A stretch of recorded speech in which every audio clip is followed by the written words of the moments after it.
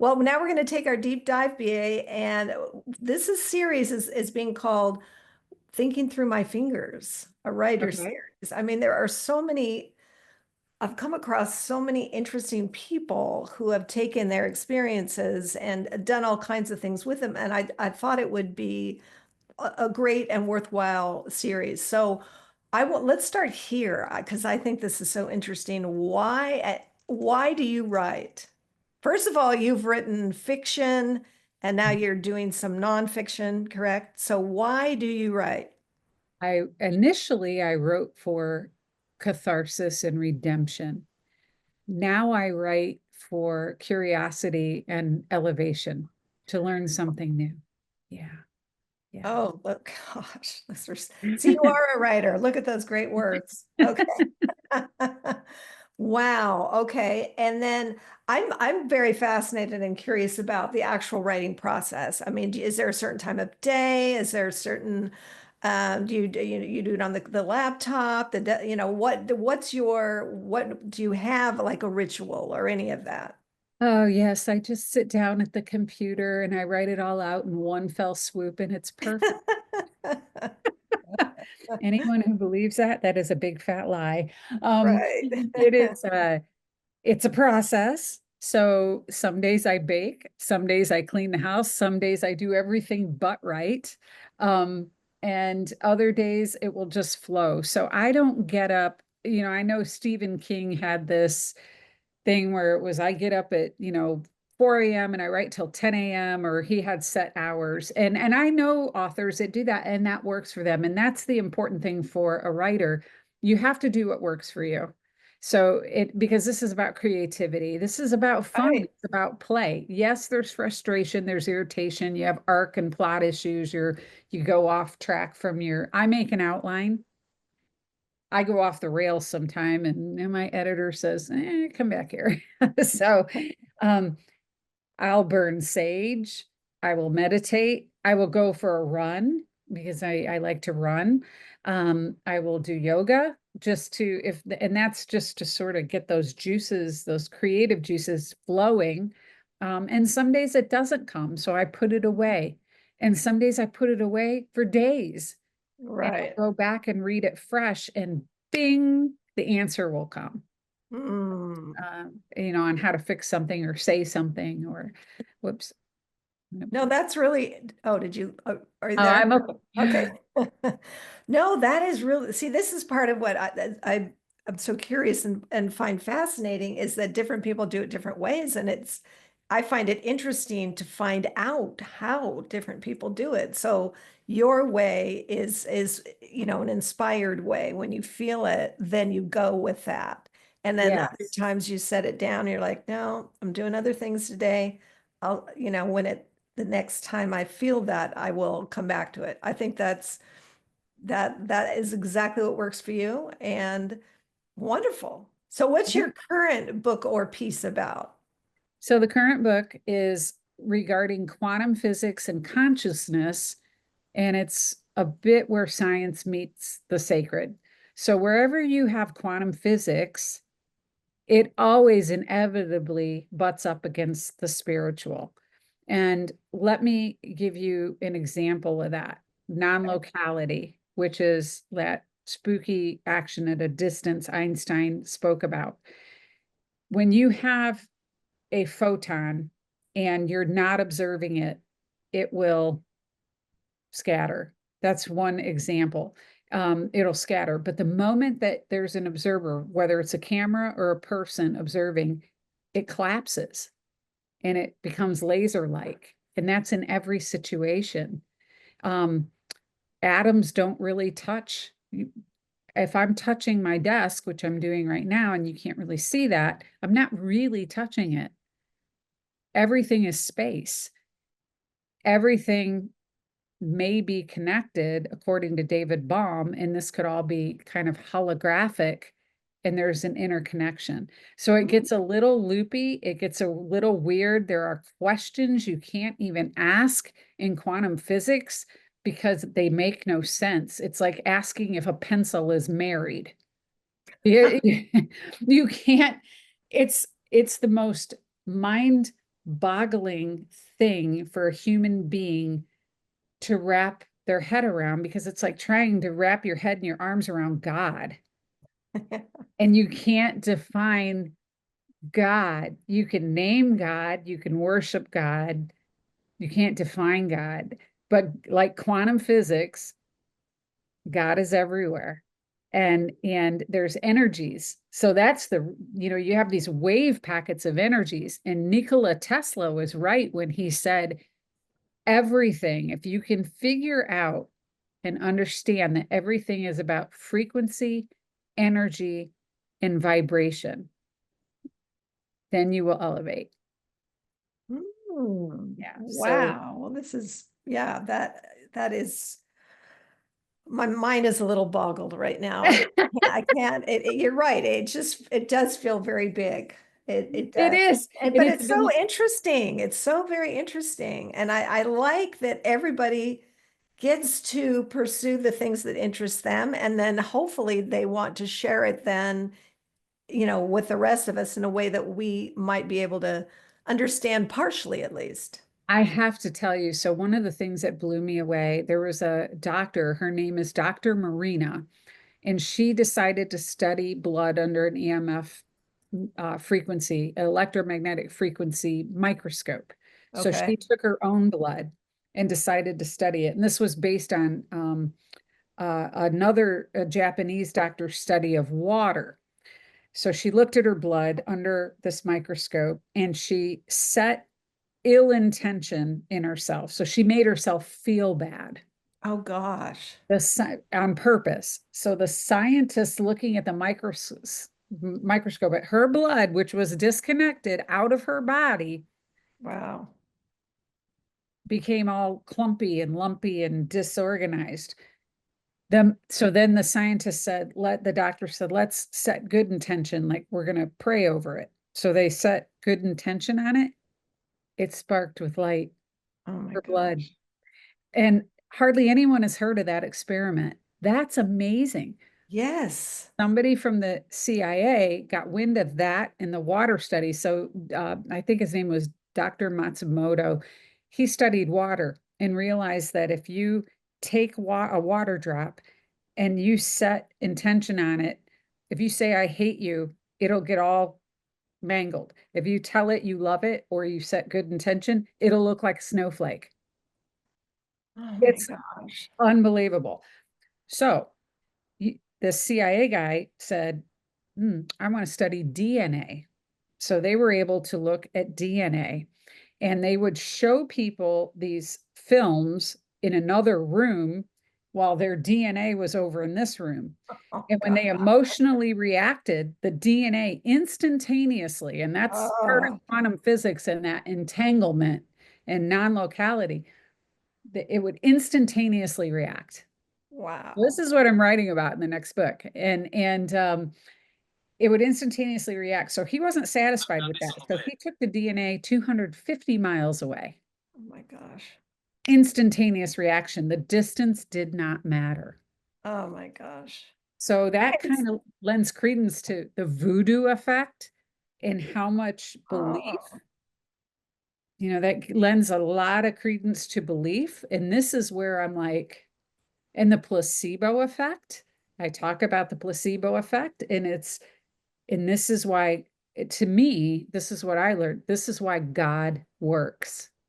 And that's what I've learned from this, that this could not be an unintelligent design. okay. Yeah. Oh my gosh. So are you writing this for somebody like me that doesn't really know a lot about this sort of thing? Or is this more for minds who are already in that arena?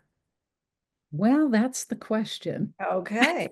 Okay. I'm trying to write it for the, I don't want to say the average mind, because I think that it takes so little to be above average, but a lot of people, like, I consider you, Rechelle, above average. But it can be heady and it can be technical. So those are the kinks we're trying to work out, is what sort of analogies, metaphors, without overdoing it and making it sappy, how can we draw all this together? And it is a very large project. So it's Oh, been, gosh. yeah, It but it's sounds been like it fun. because you're taking something that is at least in average realms. And again, I hear what you're saying about average. I'd like, well, yeah, we don't have a good word for people who are not famous and people who are non-celebrities. I mean, it's everyday, average, ordinary. Those are all awful words. Yeah, I don't I've like never, those words. yeah, I've never liked that because collectively I get it. You can look at a whole bunch of trees and say, oh, there's trees out there. But when you connect, when you are mindful and without overusing that word, but if you're aware that Yeah. when you look into someone else's eyes, if God is the Alpha and the Omega and is omniscient, when you look into somebody else's eyes, you see God and you Yeah. see yourself reflected in that too. Yeah. And if God is everywhere, that means he's in every single human being. Yeah. So, No, that, yeah. And so we don't have a good word for that. And you're absolutely right. I agree with what you're saying about, we're made in, his image, all of the beauty there. There is no ordinary in that sense at all, at all. Okay, so what do you hope? So I can't wait to hear more about this when you get to that place of who it's going to be for and how you're going to completely roll that out. I'm really intrigued. What do you hope readers take away? I have a sense, but I want to hear from you. curiosity to go further, debate, Ah, excitement. And one example, so I have beta readers. One of these gentlemen is a venture capitalist, and I was writing about the harmonics atmospheric radio program where our government tried to push the ionosphere up. And I read, and without getting too technical, all of that energy they send up into the ionosphere bounces back down. mm, But no one's ever going to admit that that could impact or may impact our weather systems. Now, we are told that is conspiracy theorist hogwash. mm-hmm. Is it? And I Mm-hmm. go into why it may not be Okay. based on declassified files. But this gentleman said to me, I'm responsible for people's money and I'm responsible for making investments and managing large sums of money. And I read this. He said, so many places in this book, I have read this and thought, in his words, he said, I couldn't think of a better word except dang. It was so out of character for him. And he said, so I started writing that word in the margins. And he said, when I got to that chapter on harp, I got angry. I got angry Mm, because, and I thought, she's right. We are the stewards of this planet, and there is nowhere else for us to live. Where mm, else are we going if we do right. not take care of this place? Right. There Wow. is nowhere else. Okay, so you already have beta readers, so you're pretty far along then. Yes, Yeah, yes. okay, Got wow. a structural issue, but we're working on that. Okay. Well, Hard to, so it sounds like you're going to continue to write. I mean, you're now a writer. You've written three, I believe it was a trilogy. Mhm. Remind me of the name. I want to say Red Wing or I, Red Bird. Red So Bird. it's the Quanta Chronicles trilogy. And within that trilogy is Redbird, X Point, and Emergent. Yes, I think yes, that totally rings the bell now. Okay. Now, in addition to those three, which go together, and you're working on the quantum physics book, have there been any other books? Yes. So between those projects, I wrote a book called Loosen Your Lotus, and it's about finding your way to discovery and peace. So Loosen Your Lotus, I talked about some of the trauma I faced as a child, not from the, oh, I'm a victim and read my book to feel sorry for me. Right. It's a, hey, I am, if I can get through this and I'm no better or different than anybody, you can do it too. So I just offer things for people to think about. I share some of the things that work for me and even say it may not work for you. It's like the Right. writing ritual we talked about earlier. Right. It's different for everyone. But then I talk about the subconscious mind and the conscious mind and neuronal programming, but not technically, not in a Right. technical way. And Loosen Your Lotus has a lot of thoughts about faith and people that have inspired me. So I write a little bit, sort of like what you do with the podcast. I write about a couple of people that I have found to be very inspirational for me. And that was Loosen Your Lotus, finding your way to self-discovery and peace. And then the second nonfiction I wrote is called How to Hug a Ghost. And that is coming to terms with your past and forgiving yourself. That book really focuses a lot on forgiveness so you can elevate. And yeah. Gosh, I think a lot of us need that. I mean, we go through things and we hopefully can arrive at that place of forgiving others and then the self-forgiveness piece, which I think sometimes we save for last. Mhm. Mhm. Yeah. Yeah. Um, what do you learn through writing? What do you learn through it? What have you learned? What are you learning? Oh my gosh. I mean, okay, let me word that slightly differently because that's such a big. Yeah, I'm trying to, I don't want to go Yeah, into, what do you learn about, I'm going to say about you, because I think I mean, obviously you've learned a lot of information, there's been a lot of catharsis, but what have you learned about you? um, resilience, the strength, the possibilities for reinvention every single day, that I can change direction and nothing's going to happen, nothing bad is going to happen. Um, it's okay to drop. Yeah, there was one book I started to write. I was almost 200 pages in and I scrapped it. I was forcing it. I had to realize, but now it's the lessening of sensitivity. I used to be so sensitive and defensive, and that is just lifted. So Mm. I would say again, reprogramming sounds so robotic. Um, but the writing has really helped me put myself in other people's shoes and not be so black and white or judgmental.